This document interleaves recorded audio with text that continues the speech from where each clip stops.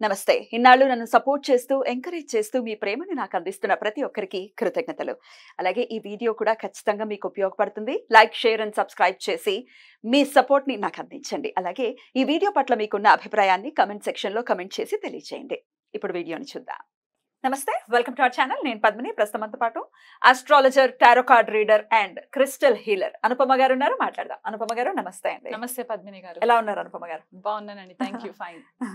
అనుపమ గారు, పంచగ్రహ కూటమి, ఆ కూటంలోనే ఉన్నాం ఇప్పుడు. ఆల్రెడీ పంచగ్రహ కూటంలోనే ఉన్నాము. చాలా మంది చెప్పేది ఏంటి అంటే పంచగ్రహ కూటమి 5th and 6th వస్తోంది అని అంటున్నారు, విచ్ ఇస్ నాట్ కరెక్ట్.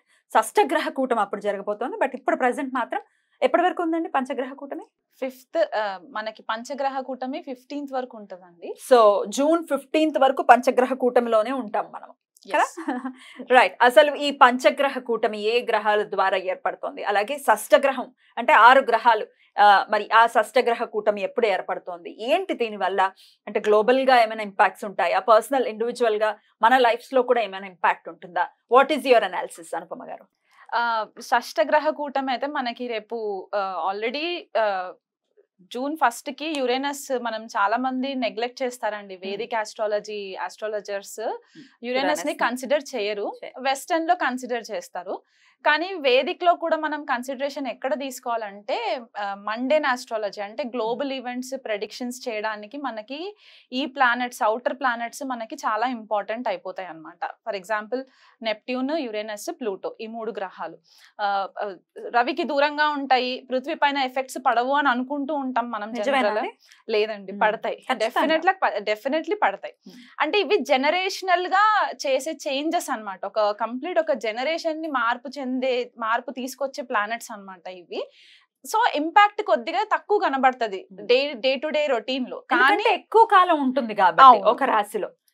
సుమారుగా యురానస్, ఇప్పుడు యురానస్ వచ్చేసి మనకి 84 సంవత్సరాలు పడుతుందండి మొత్తం ఒక రెవల్యూషన్ కంప్లీట్ చేయడానికి. అంటే ఏ రాశి నుంచి మొదలెట్టుకుంటే మళ్ళీ ఆ రాశి దగ్గరికి రావడానికి 84 years పడుతుంది. అంటే ఒక రాశిలో 7 సంవత్సరాలు ఉంటది అనమాట యురేనస్. సో ఇప్పుడు యురేనస్ వృషభ రాశిలోకి ఎంటర్ అయింది. మేషం అగ్నితత్వ రాశి నుంచి ఇప్పుడు భూతత్వ రాశిలోకి ఎంటర్ అయింది. అక్కడే ఆల్రెడీ మనకి కొన్ని గ్రహాలు ఉన్నాయి. గురువు, శుక్రుడు, బుధుడు, రవి, ఈ 4 గ్రహాలు ఉన్నాయి. సో ఇప్పుడు యురేనస్ మనకి మొన్న జూన్ 1st కి ఎంటర్ అయినప్పుడు పంచగ్రహ కూటమి లాగా మనం కన్సిడర్ చేసుకోవచ్చు. కానీ జూన్ 5వ తారీఖు 6వ తారీఖు మాత్రం చంద్రుడు ఎంటర్ అవుతాడు కాబట్టి మనకి షష్టగ్రహ కూటమి ఏర్పడుతుంది. సో జనరలీ ఆల్రెడీ మనకు ఒకసారి కోవిడ్ ఇన్సిడెంట్ జరిగింది కాబట్టి షష్టగ్రహ కూటమి అంటే రకరకాలుగా భయాలు ఉన్నాయి జనాలలో. అదే కోవిడ్ రావడం, లాక్డౌన్ రావడం, అట్లాంటి సిచ్యువేషన్స్ ఉండవు. ఎందుకంటే ఇక్కడ మనకి ఆ వాయుతత్వం ఎక్కడ కనిపించట్లేదు. అంటే బ్రీదింగ్ ఇష్యూస్ కి, వైరస్ స్ప్రెడ్ అవ్వడానికి అట్లాంటి ఇష్యూస్ కనబడట్లేదు. కానీ యురేనస్ అనే ఈ గ్రహం ఏంటి అంటే బేసికలీ మనకి కొద్దిపాటిగా హయ్యర్ వర్షన్ ఆఫ్ బుధుడు అని చెప్పుకోవచ్చు అనమాట.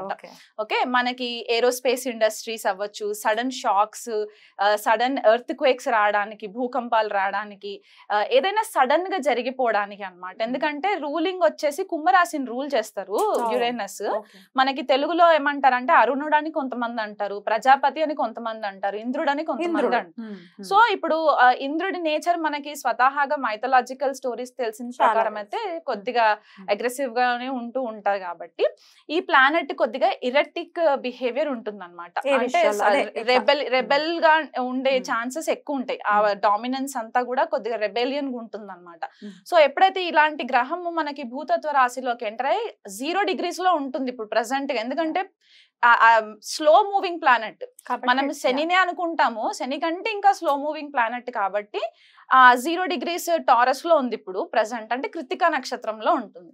అక్కడే మనకి గురుడు 8 degrees లో కృత్తికాలోనే ఉంటారు. బుధుడు కూడా మనకి ఇంచుమించు 3 degrees 4 degrees 7 degrees ఉంది. 7 degrees బుధుడు మనకి కృత్తికాలో ఉంటారు. రోహిణిలో రవి అండ్ శుక్రుడు 20-21 degrees క్లోజ్ కంజంక్షన్స్ లో ఉంటాయి. అండ్ తర్వాత మళ్ళీ చంద్రుడు ఎంటర్ అవుతాడు. సో చంద్రుడు కూడా కృత్తికాలోనే, అంటే ఒక 4 గ్రహాలు కృత్తికా నక్షత్రంలోనే ఉంటాయి అన్నమాట. ఆల్రెడీ మనకు తెలిసింది ఏంటంటే కృత్తికా నక్షత్రం అగ్నితత్వ నక్షత్రం. అండ్ సింబల్ కూడా మనకి రేజర్, ఫైర్, కత్తి, ఇవన్నీ తోటి మనం కన్సిడర్ చేసుకుంటాం.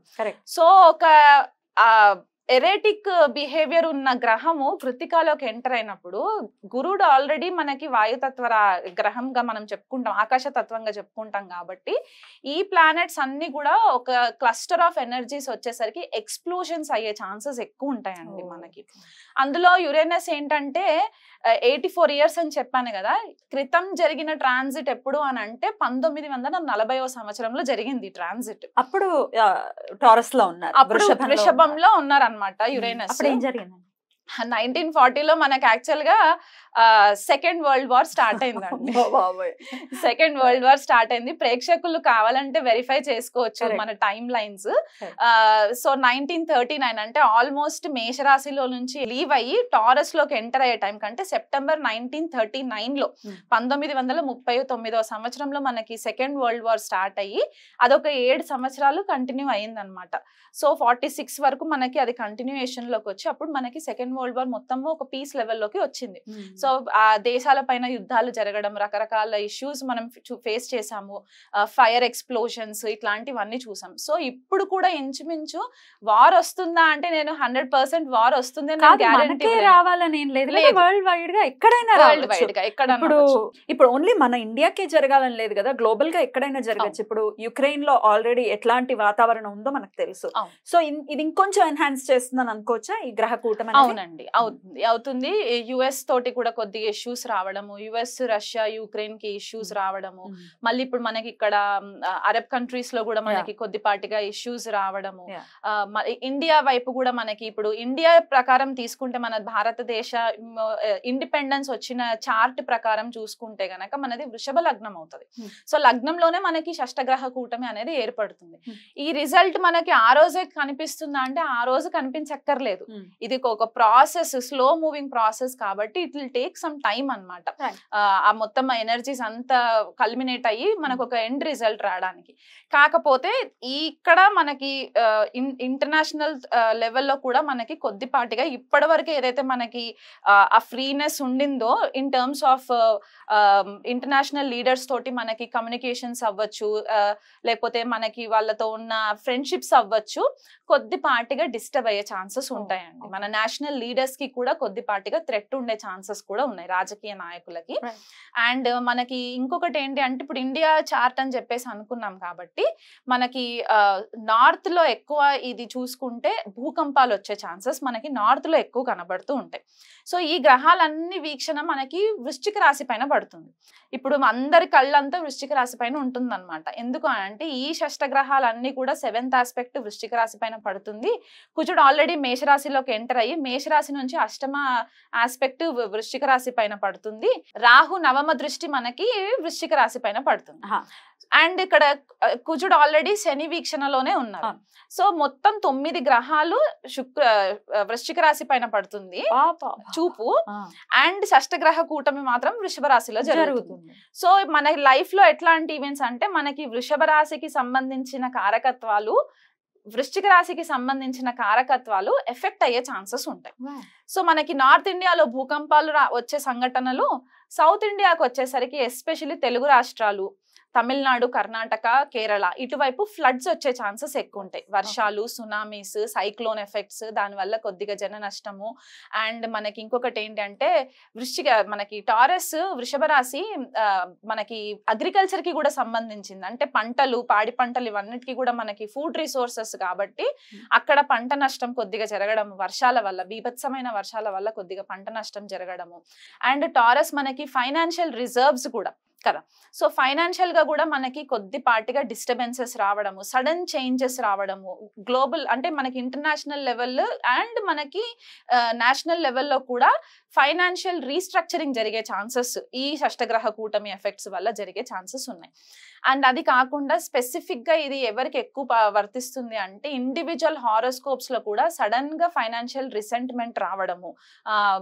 అండ్ ఇంకొకటి ఏంటి అంటే స్టాక్స్ లో ఇన్వెస్ట్మెంట్స్ చేస్తూ ఉంటారు కొంతమంది, స్టాక్స్ లో సడన్ గా లాసెస్ ఫేస్ చేయడము, ఒక కన్ఫ్యూజన్ కైండ్ ఆఫ్ ఎనర్జీస్ మనకి కనబడతాయండి ఈ షష్టగ్రహ కూటమి ఎఫెక్ట్స్ వల్ల. ఎన్నాళ్ళు ఉండొచ్చు ఈ ఇంపాక్ట్స్ అంతా కూడా? ఈ షష్టగ్రహ కూటమి అయితే మనకి 2 రోజులు ఉంటుంది. జూన్ 5. పంచగ్రహం అయితే మనకి జూలై 15వ తారీఖు వరకు ఉంటుంది. అంటే రవి మనకి వృషభ రాశిలో నుంచి మిథునంలోకి వచ్చేయాలి, తర్వాత శుక్రుడు కూడా మిథునంలోకి వచ్చేస్తారు, అప్పుడు బుధుడు కూడా వచ్చేస్తాడు. కాబట్టి ఇంకా లాస్ట్ మిగిలిన గ్రహాలు ఏంటి అంటే గురుడు అండ్ యురేనస్ రెండు కలిసి ఉంటాయి. కాబట్టి ఇది మనకి long lasting effect. Next year కి మనకి కొద్దిపాటిగా డిస్టర్బెన్సెస్ ఇంకెక్కువ విట్నెస్ చేయడానికి ఉంటదండి. అది మనకి మండేన్ లెవెల్లో చెప్పుకునే అంశాలు అన్నమాట ఇవి. ఇండిపెండెన్స్ కి ఒకసారి చెప్పండి, ఏ ఏ రాశి వాళ్ళకి ఎలా ఉంటుంది అనేది ఒకసారి చెప్పండి. ఒకవేళ నెగటివ్ ఇంపాక్ట్స్ కనుకుంటే వాళ్ళు ఏం చేసుకోవచ్చు ఈ ఇంపాక్ట్ నుంచి బయటపడటానికి అనేది కూడా ఒక్కసారి. ఇక మిథునం వ్యయంలోనే ఎన్ని గ్రహాలు ఉండటం, కూటమి జరగటం అనేది ఎట్లా చూస్తారు? ఇప్పుడు మిథున రాశి వాళ్ళకి ఏంటి అంటే ఆల్రెడీ మనము చూసుకుంటే వ్యయంలో కాబట్టి వీళ్ళు కంప్లీట్ గా డిటాచ్ అయిపోవడము, అంటే ఐసోలేషన్ గా ఉండడము, నిద్ర పట్టకపోవడము, స్లీప్ ఇష్యూస్ రావడము. ఎందుకంటే ఇన్ని గ్రహాలు ఒకటే దగ్గర ఉన్నప్పుడు చాలా అన్ఈజీనెస్, రెస్ట్లెస్నెస్ వచ్చేస్తుంది. ఆ రెస్ట్లెస్నెస్ ఎందువల్ల వస్తుందంటే ఆపోజిట్ సైన్ 6th హౌస్ అవుతుంది కాబట్టి వీళ్ళకి, స్కార్పియో అవుతుంది కాబట్టి ఆఫీస్ లో గాసిప్స్, ఆఫీస్ పాలిటిక్స్ ఇవన్నీ కొద్దిపాటిగా ఇష్యూస్, ఏదైనా ఫీమేల్స్ తోటి కొద్దిపాటిగా వైరం వచ్చే ఛాన్సెస్ కూడా ఉంటాయి.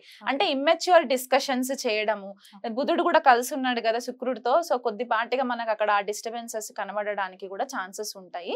సో ఆఫీస్ పాలిటిక్స్ కి వీలైనంత మట్టుకు దూరం ఉండాలి, ఎవరిని నమ్మొద్దు అనేసి నేను ఎస్పెషల్లీ కెరియర్ కి సంబంధించి, ఎందుకంటే 6th హౌస్ మన డైలీ రొటీన్ అని చూసుకుంటాం కాబట్టి అదొకటి.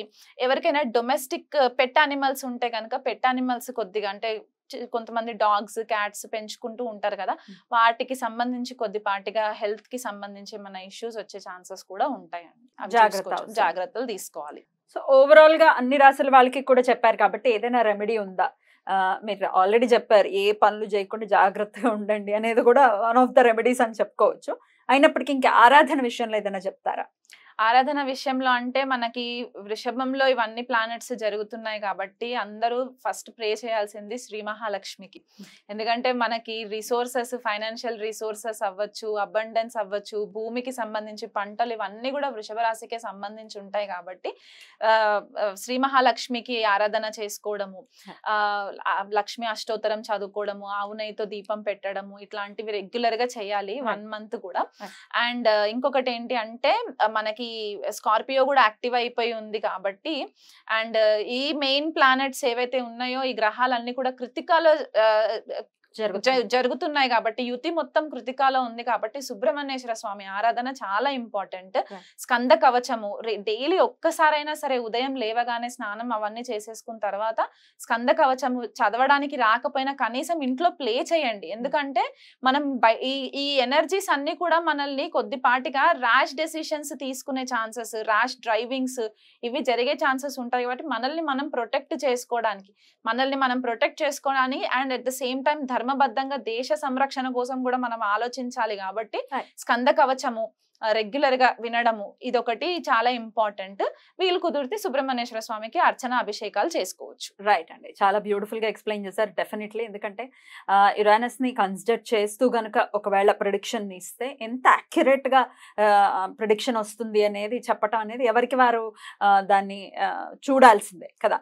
చాలా మంది కన్సిడర్ చెయ్యరు, కానీ ఇంత మేజర్ రోల్ ని ప్లే చేస్తారు. యురేనస్ అవ్వచ్చు, నెప్ట్యూన్ అవ్వచ్చు, డెఫినెట్ గా రోల్ ని ప్లే చేస్తారు. మీరు కూడా మీ ప్రిడిక్షన్ మీరు చూస్తారా? చూస్తానండి, డెఫినెట్లీ చూస్తాను. అంటే మనకి యురేనస్ ఆస్ట్రాలజీకి చాలా ఇంపార్టెంట్ ప్లానెట్ అన్నమాట, జ్యోతిష్య విద్యకి అండ్ ఏరోస్పేస్ ఇండస్ట్రీకి కూడా చాలా ఇంపార్టెంట్. ఎందుకంటే కుంభరాశిలో రూల్ చేసినా సరే శతభిష నక్షత్రం మనకి యురేనస్ కి కన్సిడర్ చేస్తారు బేసికల్ గా. చాలా అద్భుతంగా వివరించారు. ఈ నెలలు కూడా వీలైతే కూడా అందరూ చాలా జాగ్రత్తగా ఉంటూ అటు సుబ్రహ్మణ్యేశ్వర స్వామి ఆరాధన అండ్ లక్ష్మీదేవి ఆరాధన చెప్తున్నారు కాబట్టి అవి చేసుకుంటూ అందరికీ ప్రశాంతవంతంగా ఈ సమయం వెళ్ళాలని మనస్ఫూర్తిగా కోరుకుంటూ చక్కగా మాకు తెలియజేశారు. కృతజ్ఞతలండి. నమస్తే. నమస్తే అండి.